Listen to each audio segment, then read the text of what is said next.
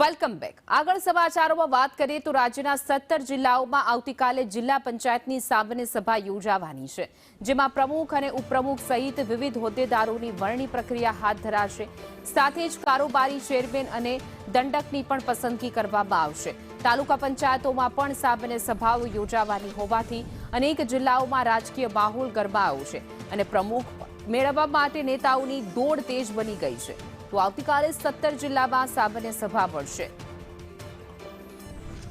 વધુ વિગતો સાથે મારા સંવાદદાતા હિરેન રાવલ જોડાઈ ગયા છે। જી હિરેન, જિલ્લા પંચાયતના પ્રમુખની વરણી થવાની છે, આવતીકાલે બેઠક પ્રથમ મળશે, સભા મળવાની છે, ત્યારે કયા નામો ચર્ચામાં છે?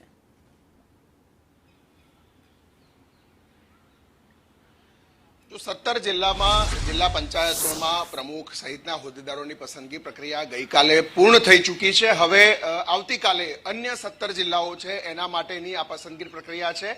એના માટે આજે મોટે ભાગે જે તે જિલ્લાઓની અંદર સામાન્ય સભા પહેલા પાર્ટીની બેઠક મળશે અને એ બેઠકની અંદર જે મુખ્ય 5 હોદ્દેદારો છે, જિલ્લા પંચાયતમાં પ્રમુખ, ઉપપ્રમુખ, દંડક સહિતના નેતાઓ, એના નામો પસંદ થશે।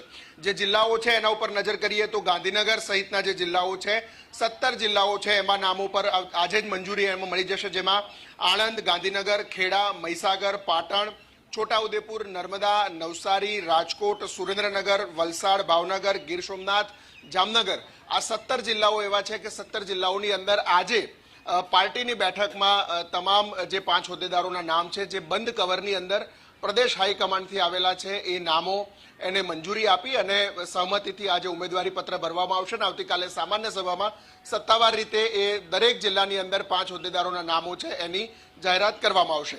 આ ઉપરાંત આ 17 જિલ્લા સિવાયના અન્ય 17 જિલ્લાઓ છે એ જિલ્લા અંતર્ગત આવતી તાલુકા પંચાયતો માટે પણ આવતીકાલે પહેલી સામાન્ય સભા છે અને એના માટે પણ આજે ઉમેદવારી પત્ર ભરી અને પાર્ટી તરફથી જે મેન્ડેટ આપેલા હશે એ નામો સાથેની આવતીકાલે સામાન્ય સભામાં એના નામોની વરણી કરવામાં આવશે। ત્યાર પછી 26 તારીખથી મહાનગરપાલિકા માટેની પ્રક્રિયાઓ શરૂ થશે।